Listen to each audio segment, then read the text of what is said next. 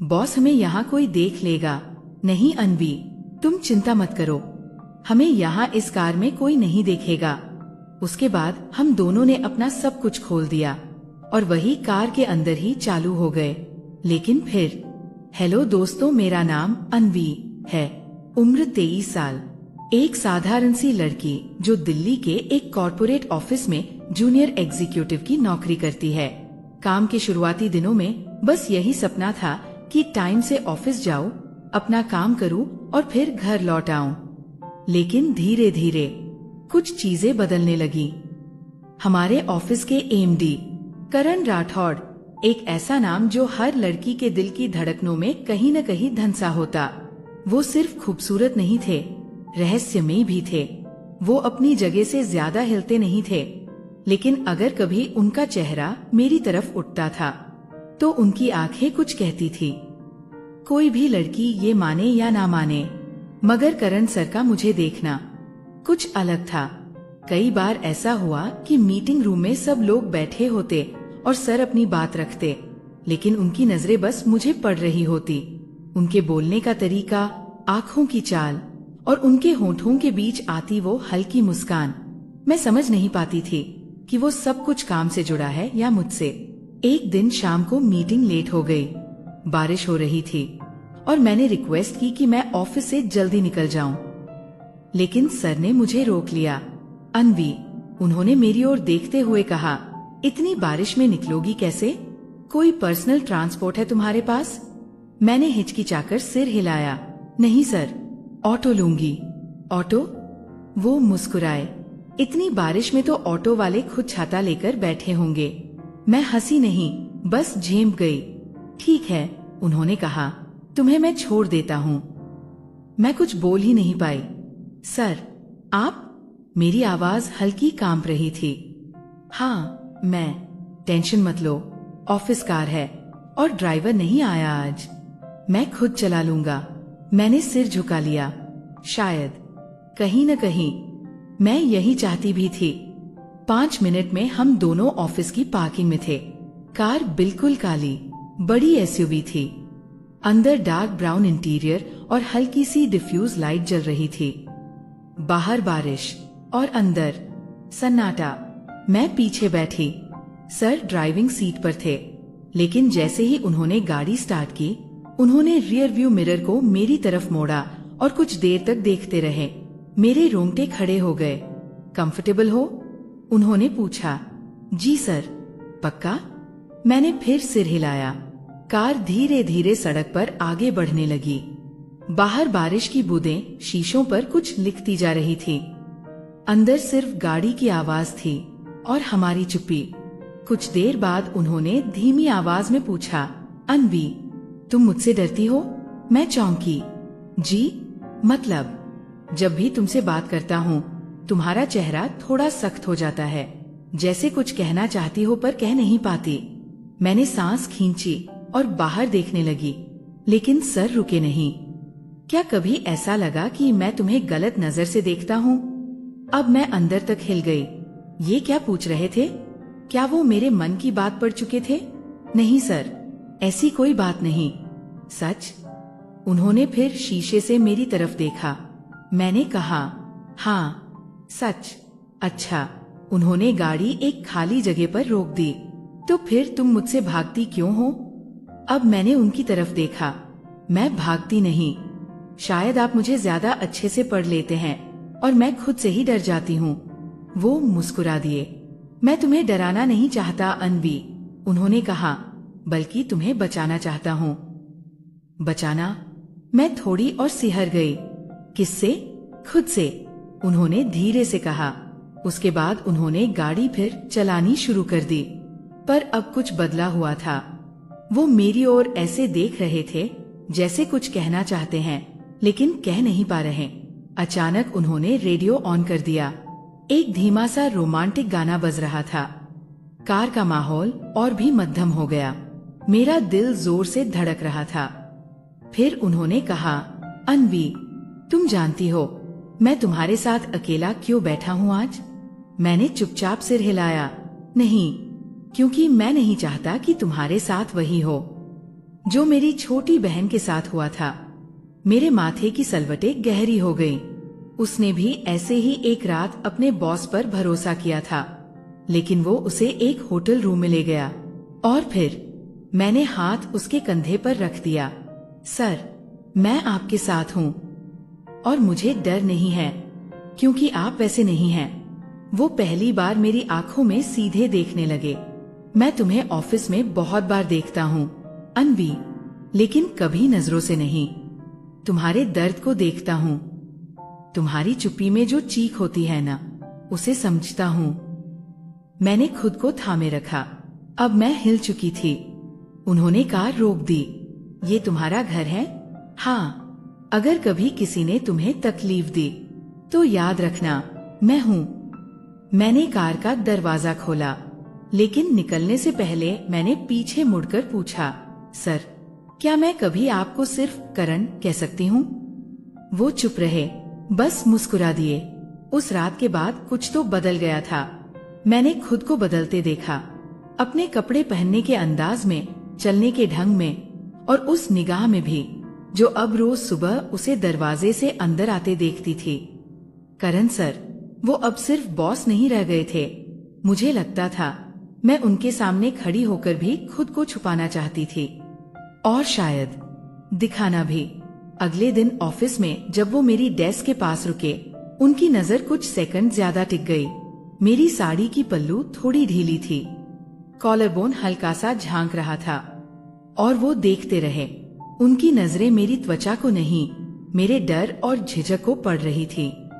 अनवी, conference room में आओ, presentation पर बात करनी है।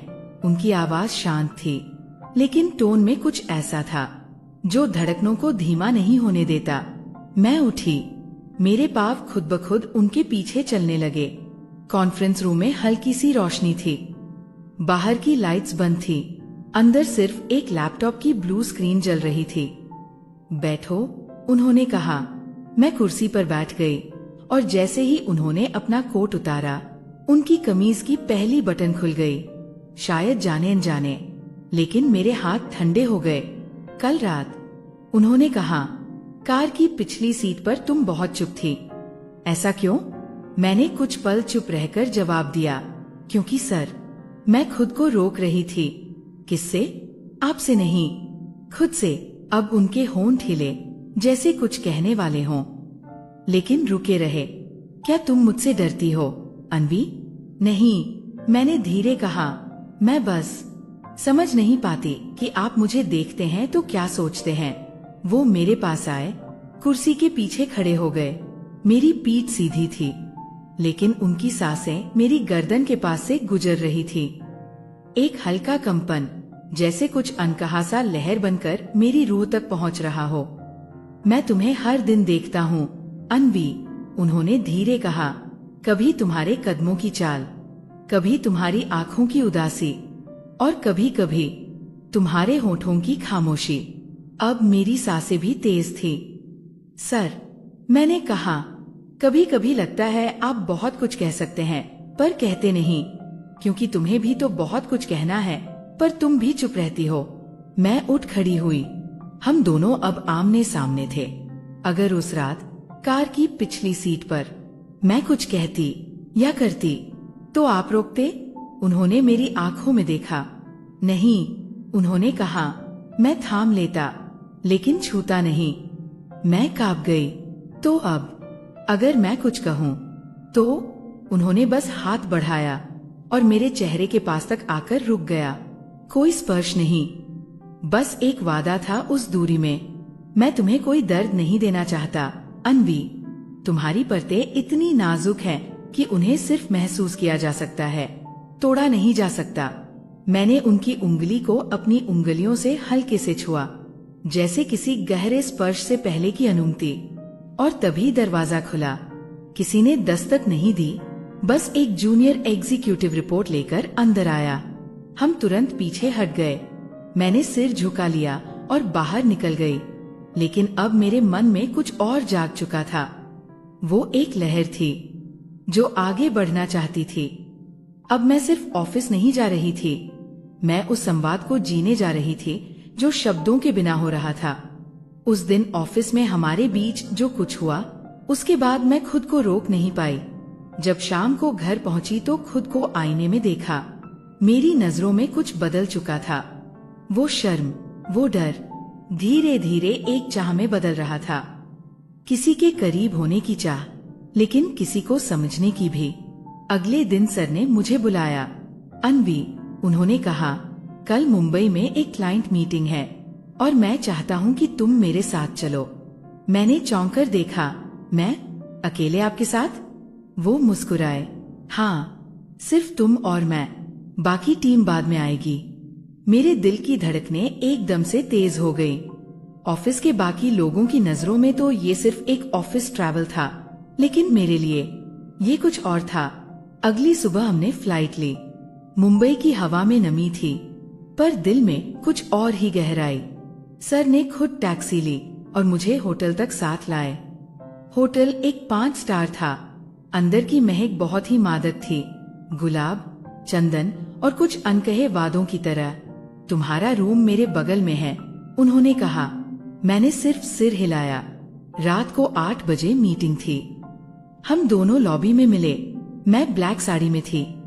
करण सर ने मुझे देखकर जो नजरें उठाईं, वो नजरें कपड़ों से ज्यादा मेरे अंदर की बेचैनी को उतारने लगी। तुम बहुत खूबसूरत लग रही हो, उन्होंने कहा, लेकिन आज तुम्हारी आंखें सबसे ज्यादा बोल रही है। मैं मुस्कुरा दी। हम मीटिंग खत्म कर रात 11 बजे होटल लौटे। मैं सीधा अपने कमरे की ओर बढ़ी, लेकिन दरवाजा खोलते ही उनकी आवाज आई, अन्वी, अगर चाहो तो एक कप कॉफी मेरे कमरे में मिल सकती है। मेरे पैर वहीं थम गए। ठीक है सर। मेरी आवाज बहुत धीमी थी। होटल रूम हल्के येलो लाइट से भरा था। एक सिंगल डेस्क लैंप और बाहर से आती हल्की बारिश की आवाज। मैंने देखा, सर ने अपना कोट उतारकर साइड में रखा। वो सफेद शर्ट में थे और हल्की सी पहली बटन खुली हुई। उन्होंने 2 मग में कॉफी डाली और एक मेरी तरफ बढ़ाई। हम सोफे पर पास पास बैठे थे, हाथों में कॉफी, दिल में सवाल। अन्वी, उन्होंने धीरे से कहा, अगर आज की रात मैं तुम्हें कुछ ऐसा कह दूं जो शायद तुम सुनना नहीं चाहती, तो? मैंने धीरे से कहा, तो मैं वो सब कुछ सुनूंगी जो आप दिल से कहेंगे। उन्होंने मेरा हाथ पकड़ लिया। मैं तुम्हारे करीब आना चाहता हूँ, लेकिन सिर्फ इसलिए नहीं कि तुम सुंदर हो, बल्कि इसलिए कि तुम टूटी हुई हो और मैं तुम्हें जोड़ना चाहता हूँ। मैंने आंखें बंद की। किसी ने कभी मुझे इस तरह नहीं देखा था। मैं तुम्हें अपनी बाहों में लेना चाहता हूँ, लेकिन सिर्फ इसलिए नहीं कि तुम्हारी त्वचा मुलायम है, बल्कि इसलिए कि तुम्हारा मन कांपता है और मैं उसे सहारा देना चाहता हूँ। अब मैं कांप रही थी। मैंने उनके कंधे पर सिर रख दिया। उनकी उंगलियां मेरी पीठ पर थीं, नरम, स्थिर, बिना किसी जल्दी के। करण। मैंने पहली बार उनका नाम लिया। क्या मैं भी कुछ कह सकती हूँ? हमेशा। अगर आज की रात हम कुछ नहीं भी करें, सिर्फ साथ रहें, तो क्या आप ठहरेंगे? वो मुस्कुराए। मैं तुम्हें महसूस करने आया हूँ, अन्वी, भोगने नहीं। उस रात हम एक ही कमरे में सोए, बिना किसी शब्द के, लेकिन बहुत कुछ कह दिया गया था। मैंने पहली बार किसी पुरुष के साथ बिस्तर बांटा, बिना शर्म के, बिना डर के, सिर्फ एक सपोर्ट के साथ। उनकी बाहों में सिर रखकर जब मैं सोई तो लगा, ये पिछली सीट नहीं थी, ये तो मेरी जिंदगी का सबसे सुरक्षित कोना था। सुबह जब मेरी नींद खुली, मैं अब भी उसी कमरे में थी, करण सर की बाहों में, मगर ये बाहें किसी पुरुष की तरह मुझे जकड़ नहीं रही थी। ये तो जैसे पंख सी थी जो मुझे गिरने से रोक रही थी। मैंने उनकी ओर देखा। वो अब भी सो रहे थे, माथे पर हल्की शिकन, जैसे किसी सपने से डर गए हों। मैंने चुपचाप उठकर बालकनी का दरवाजा खोला। मुंबई की हल्की धूप में मेरी आंखें नम हो गईं। क्यों? मैंने खुद से पूछा। क्यों मैंने उन्हें सब नहीं बताया? क्यों मैं अब भी अपने अतीत से भाग रही हूँ? मैंने आंखें बंद की और सब सामने आने लगा। मैं शादीशुदा थी। हाँ, मेरी जिंदगी में एक पति था और एक दर्द जो हर रात मेरी आत्मा को चीरता था। राहुल, मेरा पति, सबके सामने परफेक्ट था, हैंडसम, वेल सेटल्ड, लेकिन कमरे के दरवाजे बंद होते ही वो दरिंदा बन जाता। मेरा शरीर उसके लिए सिर्फ एक वस्तु था और मेरी आत्मा, वो उसे कभी देख ही नहीं पाया। शुरू में मैं सहती रही, सोचती रही कि शायद वक्त के साथ सब बदल जाएगा, लेकिन वो वक्त कभी नहीं आया। एक रात जब उसने मुझे जमीन पर धकेल दिया था और मैं बेसुध रो रही थी, तभी मैंने फैसला किया। मैं वहाँ से निकल आई। मैंने तलाक लिया, लेकिन बदले में दुनिया की हर उंगली मुझ पर उठी। शादी तो समझौता होता है, औरत को सहना आना चाहिए। पता नहीं क्या किया होगा इसने। मैं टूट गई थी और तभी मुझे ये जॉब मिली और ये बॉस, करण सर। बालकनी में खड़ी मैं कांप रही थी। अतीत की परछाई अब भी ताजा थी। ठंड लग रही है? पीछे से आवाज आई। करण सर जाग चुके थे। मैंने धीरे सिर हिलाया। वो पास आए, मुझे देखा और शायद पहली बार मेरी आंखों में मेरा सच पढ़ लिया। तुम कुछ छुपा रही हो, अनवी, मैंने धीमे से कहा। कभी कभी सच भी डरावना होता है। तो बोल दो, उन्होंने कहा। मैं सुन लूंगा। मैंने सब कह दिया। शब्दों में बहुत कुछ नहीं था, लेकिन हर आंसू, हर रुकती सांस मेरी कहानी सुना रही थी। जब मैंने बोलना बंद किया, वो बहुत देर तक चुप रहे। फिर उन्होंने कहा, अब मेरी बारी है, अनवी। मेरी एक बेटी थी, उन्होंने कहा, प्यारी सी, तुम्हारे जैसी ही। नाम था आशी। वो बहुत बातूनी थी। मुझसे कहती थी, पापा, जब मैं बड़ी हो जाऊंगी तो आपके ऑफिस में काम करूंगी। पर एक दिन, एक एक्सीडेंट में मैं उसे खो बैठा। उनकी आंखें अब भी नम थीं, जैसे हर शब्द के साथ उस हादसे की तस्वीरें लौट रही थी। उसके बाद मैं एकदम खाली हो गया। अनवी, घर, रिश्ते, बिजनेस, सब था, लेकिन दिल से कुछ नहीं बचा। और फिर तुम आई। मैंने सिर उठाकर देखा। तुम्हारी बातें, तुम्हारी चुप्पियां, तुम्हारा टूटा हुआ आत्मविश्वास, सब कुछ मुझे आशी की याद दिलाता था। मैं कांप गई। मैं तुम्हें चाहता था, हाँ, पर उस तरह नहीं जैसे दुनिया सोचती है। मैं तुम्हें सहेजना चाहता था। मैं तुम्हारा बॉस हूँ, लेकिन दिल से मैं तुम्हारा संभालने वाला बन गया था। मेरे होंठ थरथरा गए। मैंने पूछा, तो फिर? उस रात कार की पिछली सीट पर आपने मुझे रोक क्यों दिया? क्योंकि उस पल तुम लड़की नहीं थी, एक टूटी हुई बच्ची थी। और मैं एक बाप की तरह डर गया था कि कहीं तुम्हें और चोट न दे बैठूं। उस पल मेरे सारे सवाल, मेरी सारी उलझने एक आंसू की शक्ल में बाहर निकल आईं। मैंने उनके सीने से लगकर खुद को रोकने की कोशिश की, लेकिन वो बाहें अब खुल चुकी थी। उस दिन के बाद कुछ तो बदल गया था, लेकिन बाहर से नहीं, हमारे भीतर से। अब मैं जब ऑफिस जाती थी तो करण सर की नजरों में वो सवाल नहीं होते थे जो पहले थे। अब वहाँ सिर्फ एक अजीब सी शांति होती थी, जैसे हम दोनों एक दूसरे को समझ चुके हों। बिना कहे हमारी मीटिंग्स अब भी होती थी, पर अब उनमें कागज कम और खामोशी ज्यादा होती थी। लोग देखते थे, बातें भी करते थे। बॉस और सेक्रेटरी के बीच कुछ तो है। सुना है मुंबई में एक ही कमरे में थे। अब प्रमोशन तो पक्का है उसका, लेकिन हमें अब इन बातों से फर्क नहीं पड़ता था। एक शाम जब ऑफिस जल्दी खत्म हो गया, मैं टेरेस पर खड़ी थी। सूरज ढल रहा था। करण सर मेरे पास आए। तुम आजकल बहुत शांत हो। अच्छा है न? हाँ, लेकिन कहीं खोई रहती हो। मैंने उनकी तरफ देखा। करण, क्या हम ऐसा ही रह सकते हैं? मतलब, न किसी नाम में, न किसी बंधन में, बस यूं ही पास पास, अलग अलग होकर भी एक। उन्होंने मुस्कुरा कर कहा, हम पहले ही एक हैं, अनवी। कभी बेटी की तरह, कभी दोस्त की तरह, कभी एक अधूरे रिश्ते की तरह, लेकिन सबसे पहले एक इंसान की तरह जो दूसरे इंसान को टूटने नहीं देना चाहता। तो दोस्तों, ये कहानी यहीं पर खत्म होती है। उम्मीद है कि आपको अच्छी लगी होगी। अगर ये कहानी आपको पसंद आती है तो इस वीडियो को एक लाइक और हमारे इस चैनल कहानी स्ट्रीम को जरूर सब्सक्राइब करिएगा। और हाँ, बेल आइकन को ऑल पर सेट करना मत भूलिएगा। हम मिलते हैं अगले वीडियो में। धन्यवाद।